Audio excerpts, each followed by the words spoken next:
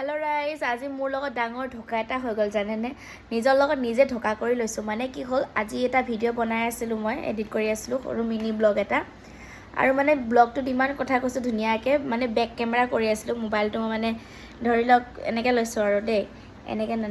এনেকে লৈছো মানে ভিডিও ইমানখিনি ধুনিয়াকে বনালো মানে ইমান ধুনিয়াকে কথাখিনি কলো এটা এডিট কৰিবলৈ যেটা মোবাইলটো লৈছো ভিডিওটোৱে নাই মানে মই ভিডিওটো ক্লিক নকৰাকে এনে বকি আছিল জানেনে এতিয়া ভিডিও এডিট কৰাৰ সময়ত দেখিছো যে সেই ক্লিপটোৱে নাই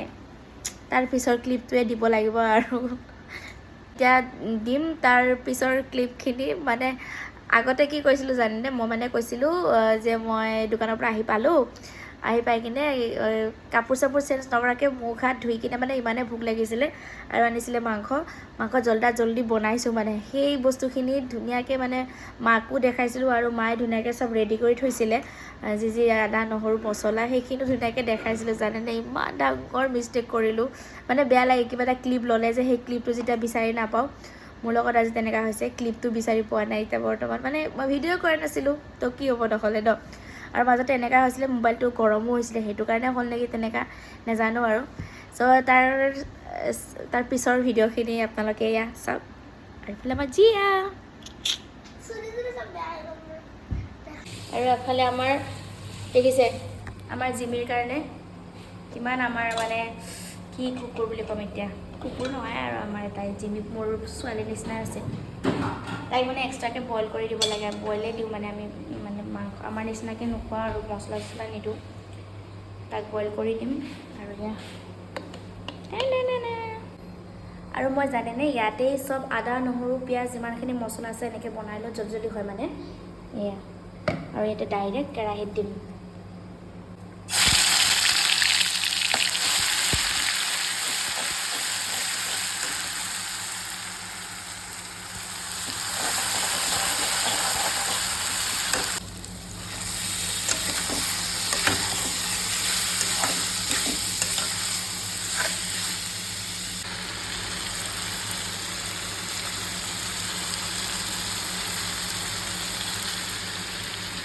আৰু এইটো যে আপোনালোকে নাভাবিব পেকেট মছলা বুলি এইটো মানে মই এনেকে মিক্সিত মাৰি থৈ দিওঁ আৰু মছলাবিলাক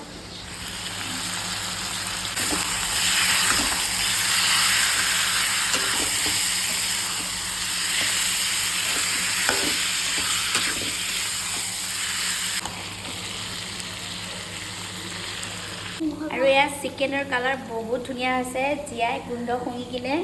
খাবলৈ আহি গৈছে এয়া